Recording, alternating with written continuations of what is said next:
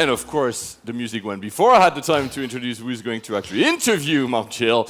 And that's Scott B. Chuck, is that correct how I say it? The partner at Northwest Venture Partners. Please, guys, a big round of applause. The stage is yours. All right, thank you. Well, we're very excited to be here, and it's great to be talking with you, Mom Chill. You know, Lean Plum is one of the fastest growing marketing technology companies in the world. You have offices in San Francisco, Amsterdam, and now one of the biggest development centers right here in Bulgaria, which is very exciting. Would love to hear, though, your story, because you are not only the CEO, but you're also the co-founder of Lean Plum. How did you start Lean Plum, and what led you to start this company? Thank you for the intro, Scott. Yeah, so born and raised in Bulgaria, so I moved to the US when I was 19 with literally 2 suitcases to go study, and I had a scholarship in upstate New York, but eventually made my way into Silicon Valley at Google, and I had a really good opportunity there to see some trends that probably would have played out a few years later, you know, and I feel very fortunate that I was able to kind of see them firsthand before the industry really moved in that direction. And so what I'm really referring to is I worked at YouTube there, and I was a software engineer leading a team that focused on partner promotion.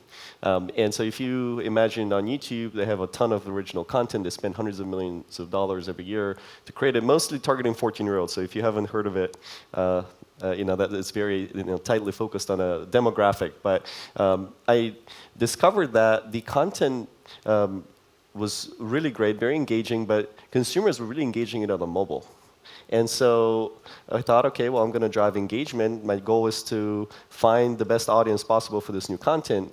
And we used a lot of A/B testing, built some of the infrastructure around machine learning, recommendation systems, but still, if I invest in the mobile platform, then it's a rising tide. It's just going to keep growing. And so it made sense to me to do that, except that at that time, that's now 2011, Google didn't really have the tools to really manage and drive growth on mobile. And so that would sound odd because, you know, obviously Google invented, you know, or has developed Android, and so they're really at the forefront of mobile in many ways. But it did make sense at the time because Google didn't really even own their app on iOS. If you remember, the first iPhone that came out, the default YouTube app was actually the Apple app for YouTube, and so they had no access to that.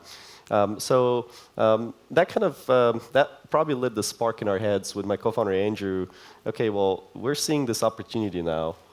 YouTube is a really fast growth digital platform, and they're really going mobile. And we believe that all the world is really going to change into that paradigm. So we ended up leaving Google and starting Lean Plum to build essentially what we didn't have in terms of tools. So that was really the self-serving purpose at the time. But 6 years later, now that we've raised close to 100 million in funding, we have just under 250 employees globally around the world. We feel like we've been able to really time things the right way because now we see essentially the same transformation we saw at YouTube across the entire industry, with some of the top brands like a Tinder or Macy's really embracing mobile. Well, it certainly seems like you made a good bet on mobile. Does anybody in the room have a smartphone? Okay, maybe a few of you. Yes, I think so. This is definitely a trend, and we're heading in the right direction. And Lean Plum is powering this next generation of mobile, real-time mobile marketing automation and real-time personalization. So you are an entrepreneur that has really started to change the landscape of what the next 10 years of entrepreneurship are going to look like. What advice might you have for aspiring entrepreneurs who are entrepreneurs now, just getting a start? What are some of the most important qualities that a great entrepreneur must have? Yeah, so very fortunate to have gone through a lot of different stages at our company. And I'd say that the company really evolves and the needs of the entrepreneur really evolve as the company grows. So I still remember when it was just Andrew and I in the living room brainstorming what could possibly work here. And we had almost no products, and we were literally just looking for product market fit. Mm-hmm. It's really tough. You know, it's really no formula at that time that you can actually prescribe to create a company. It's really the magical moment of creation, if you will. Mm-hmm. And for that moment, probably the most important quality is resourcefulness. Because if you really lack resources, which by definition is every startup when it starts, you have to create something out of nothing. And you have to be extremely scrappy. You have to be really good at coming up with unconventional ways to do what you need to do, because everything else is against you. Everybody else has more engineers, they have more funding, they have more customers, but what you have is speed, and you have the ability to be creative and resourceful. And I'd say that as the company evolves, you start to really adapt as a founder. So adaptability, I'd say, is a really important quality. But as you run, essentially now that I run a company of 250 people, probably one of the most important qualities is thinking in terms of scale.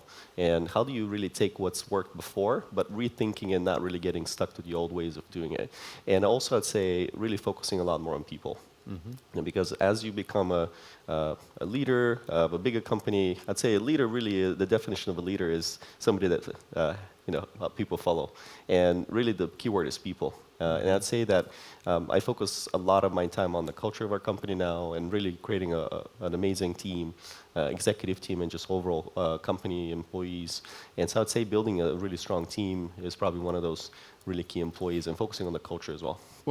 So I've known you for quite a while now. Been very impressed with the way that you've been able to maintain this culture, because it's not just about how you treat people. It's around the entire thought process about how you interact with your customers, how you interact with your partners, and of course your shareholders. Thank you for building the right culture around the entire company. But the question I would have is, we have a lot of entrepreneurs here in the audience who are building their own companies, and of course everyone wants to have a fabulous culture in their company.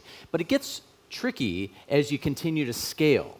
So, small company, 10, 20, 30 people, very easy to kind of control that culture. But now that you're over 200 employees and you're growing, probably by next year you'll be double it.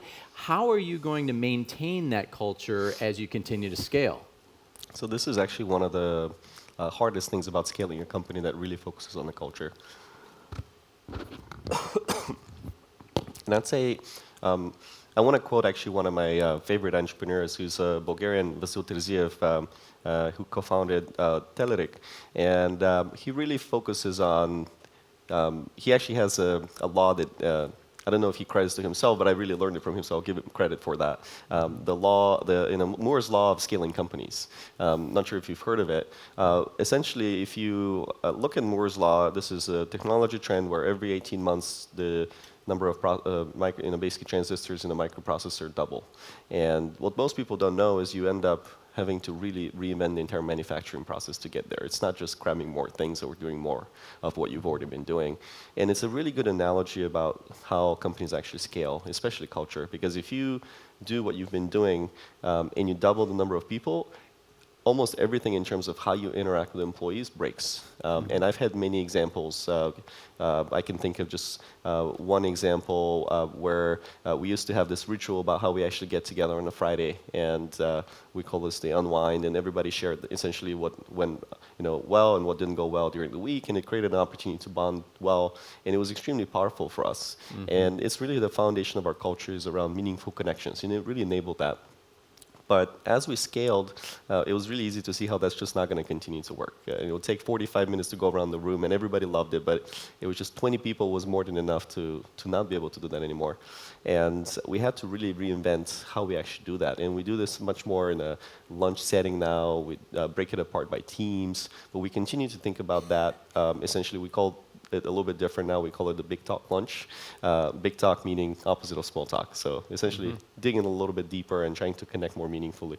But this is just one example of what we've scaled. There's countless examples in our culture of how we do the all hands meetings, how we get to know each other.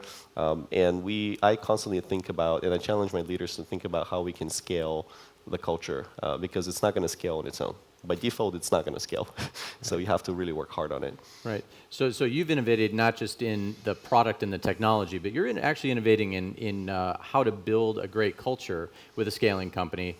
I feel like there might be a book deal coming up some point. I'm not trying to predict the future here, but you've got a lot of great ideas around building culture. Yeah. But let's switch gears for a second, because this is really all about marketing and connecting with customers. And I think we are going through a transition right now as an industry and just generally across the planet. The marketing mix for the types of technologies and ways to connect with customers is changing right now. And I'd just love to hear your opinion. How do you see that marketing mix evolving over time, and where are we right now? Yeah, so marketing is a fascinating space. In fact, we just observed one of the greatest marketing companies in the world, which is Coca-Cola, just before us, and they're really credited to innovating in the entire field. But marketing itself is actually much older. If you think about where the word marketing comes from, it comes from the word market. So kind of boring, but yeah, that's essentially how it got started. So imagine it's a farmer's market, probably, picture like a London, and every Sunday you go and pick up your groceries. But what's really different about how you can think about this is that it was very relationship driven. Marketing was not just browsing anonymously and finding what you need. It's a lot more about, I know what I need, and I'm going to go to the people I trust. So it's very trust-based. And on the reverse, from the seller's point of view, they actually knew their customers by first name, and that's even today. If you go to a local store, a neighborhood, coffee shop or grocery store, people still remember and do that in a very effective way. But they serve you and they kind of anticipate your needs. So it's a much more of a relationship than just an anonymous interaction. And I think if you look at digital marketing, really our last 20 to 30 years have been focused on trying to capture that ability to build meaningful relationship between the brand and consumers and scale that to billions of consumers, because now with the internet and technology we have access to every person or almost every person in the world. And that's a really difficult task, because you have to reach people, but you have to still keep the personal touch. And what we've seen with marketing tech in general is that we've been able to scale the reach, but we haven't been able to scale the relationship effectively. And so a lot of times nowadays, marketing kind of gets a bad name in terms of spam, or people feel like it's just a blast kind of environment where you send the same promotion to everybody. It's not really the personalized approach that we used to in the physical world. And I believe that really the main trend in evolution in marketing technology is to try to bring that relationship back in a digital format. It's really hard. I think the two main things that are going to drive this forward, interestingly, obviously mobile is one of them, but the reason mobile I think is really key is because the mobile device is actually the most personal device you own. So if you're trying to build a relationship with the consumer in a digital environment, you need to use the mobile device. It knows a lot more about you. It's the most customer-centric device that you own. So it truly stays with the customer as they move around in the physical world. So the data, really, the context is what enables brands to be more thoughtful and personal, but also being able to scale the personal approach and really truly talk to individuals one-on-one is going to require a lot of innovation, specifically around artificial intelligence, being able to leverage the immensely more powerful data you have access to from consumers to build that kind of relationship at scale. So I really think that those are the main trends. I'm curious what you see in terms of those kinds of trends as well, being a VC and investing specifically in marketing technology, but also having worked at one of the largest marketing technology companies in the past, which is Salesforce. And what have you seen? Yeah, I haven't been a venture capitalist for very long. I left Salesforce. I ran the product organization for the Service Cloud at Salesforce for almost 7 years. And one of the things that really struck me after kind of switching to the dark side, as they say sometimes, was seeing so many different companies across marketing technology and ad tech, and the complexity right now that most CMOs have to face. It's an interesting statistic, but the average CMO carries 27 enterprise applications in his or her bag with them, and they tend to change jobs once every 18 to 20 months. So you think about that, that creates an incredibly challenging buying situation, because they have to evaluate so many tools. And I think what's going to happen, what I see happening right now, is a bit of a consolidation. We're very complex right now. We've got categories like CDP, There's 54 CDP companies today, according to Gartner. There are companies in the analytics and visual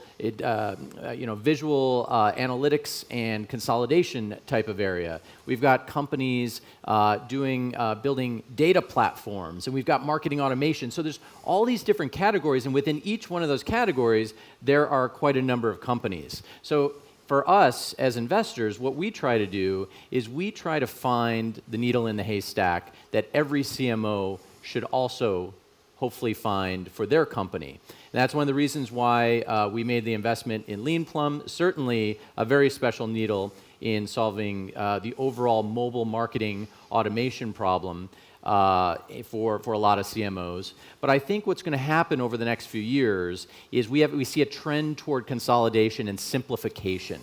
I think right now it's very confusing. There's a lot of complexity. But over the next 3 years, I think you're going to see things simplify quite a lot more, and the categories become a little bit more closely defined. So speaking of investing, and you've invested in LeanPlum as recently as October. What do you look for in investing in a company? Maybe you can share some of your highlights as a VC.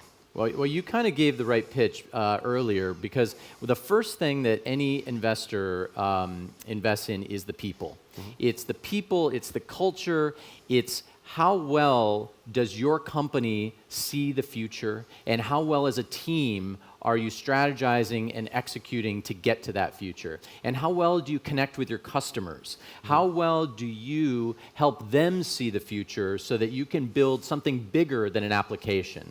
You want to really build a true platform that can help them transform their business, whether they're transforming to digital or whether they're already within digital, and they really want to transform their entire suite of connectivity tools to their customers to create more personalized experiences. So that's a general category, and that's how we look at investing. So thank you for asking those questions. I would just leave us with one final question for you: is what is on the horizon for LeanPlum in the next 12 to 18 months? Where do you see the company and the industry going? Yeah, so we're well capitalized as a company. I really think in terms of the vision that we have, which is that we can enable true, more meaningful connections between a consumer and a brand.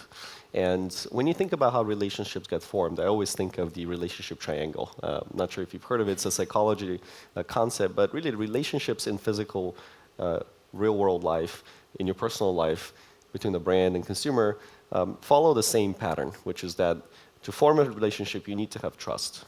And trust is the underpinning, but trust doesn't get built over a short period of time. It gets built over a long period of time. And really at the foundation of all of that is the conversation. Having a lot of time together, being able to engage meaningfully. And I really feel that the future of our industry, to truly unlock relationships between brands and consumers for any of these brands around the world that we work with, we need to enable these brands to have true conversations with their customers. And when you think of a conversation, today's marketing technology usually has a one way of doing conversations. You get to send an email to somebody, and it's kind of it's a one-directional means of communication. But I really think the future is going to be two-directional.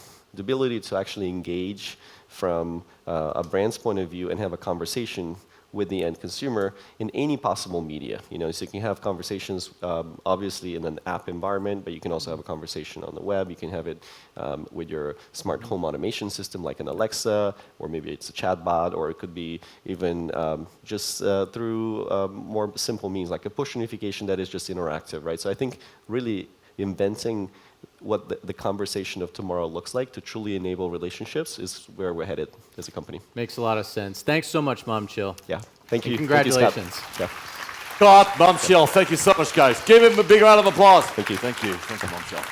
Thanks, Scott. Thank you so much.